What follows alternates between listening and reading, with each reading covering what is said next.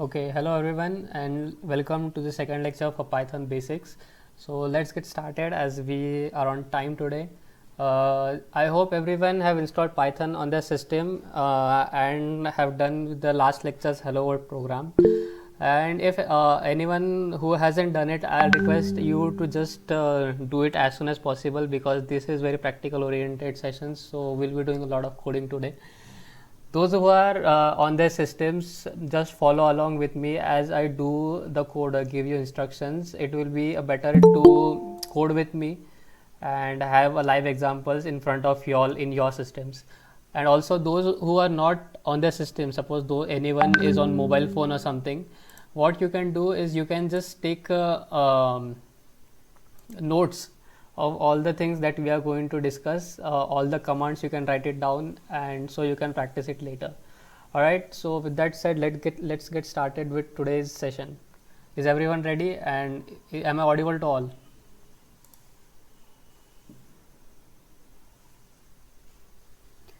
Okay, don't forget to follow along with me, guys. Okay, fine. I'll be starting my screen.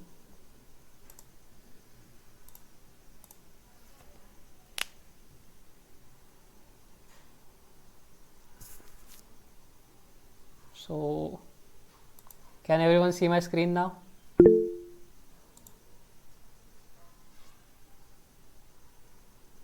I hope my screen is visible to everyone.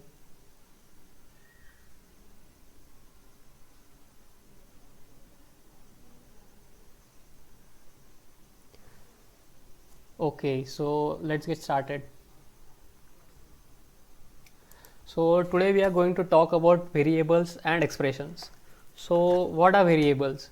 Right now we have just been doing print statements in the hello world and print statement for the consoles, right? So variables are basically data containers. So it contains the data, it contains the value. Though your value can be your name, your address, your roll number, your phone number, your pin code, all this data needs to be stored inside your code somewhere. And data containers are mostly the variables. Variables acts as the data containers, right? So why is the name called variable? As the name itself told, the value of these containers keep on changing. If you assign your variable a value, you can be able to change these values with the course of your code. Alright, so that's why these are called variables. The value assigned to them can be varied over the course of your code, right? So we have been talking about Python a lot. Python, we said the Python is a dynamic language. That what does dynamic language means? It means that all the type checking is done at runtime. Most of you have done programming in C or C++ or Java, right? In that we have seen that we have to declare a variable. We also have to specify the type of variable. If it is an integer type, if it is a float type, if it is a character type, or if it is a custom type, that is an array or an object, right? So in Python, we don't at all have to do that thing. We don't have to tell Python system that this is an integer variable. You just have to name the variable, you just have to assign, and the assigned value will automatically decide what type of variable it is. Alright, so this is called dynamic language or dynamic type checking. You don't have to define the type of your variables. So it said that unlike any other programming languages, Python has no command for declaring a variable. We don't have to write int x, or we don't have to write character name. We don't have to write array arr, right? So this is the beauty of Python. You don't have any command for declaring a variable, and variable are created the moment you assign the value to it. Alright, so this is just a quick introduction about variable. Let's just jump into a console and see what variables are. Alright, so this is my console window, and as we have Python installed our window, we'll just write Python and we'll jump into a console. So this is a Python console, and the first thing we'll do from the last lecture was print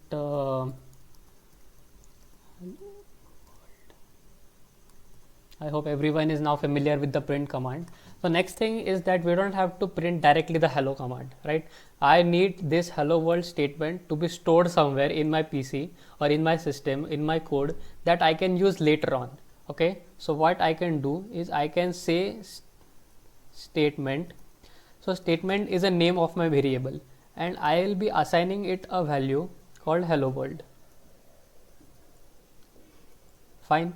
So now what the syntax over here is, you just give your variable name, the equal to operator, that is the assignment operator, and give the value. Make sure you don't give any semicolon at the end. So what's happening over is, a variable is automatically declared by the value assigned to it, and if I hit enter, it is stored. See, you don't see any print statement, but if I do print statement, we will be getting the value hello world. So this hello world value is been stored inside a variable called statement, and make sure we don't give any type of statement, that is int or char or anything.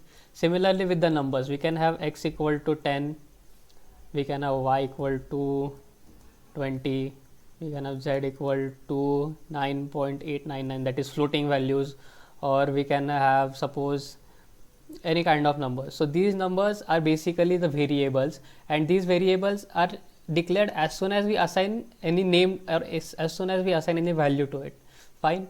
So this is how we declare variables inside Python. So if I did print z, I should be seeing the value that is been stored inside the z. If I do print y, I should be seeing the value that is assigned inside y, and this assignment gives me the freedom to do operations on them. So if I do print x plus y, I should be seeing 10 plus 20 right away. See, that is how you define the variables inside Python. You just give the name, assigned value, and that's it. Okay, so the basic idea of variable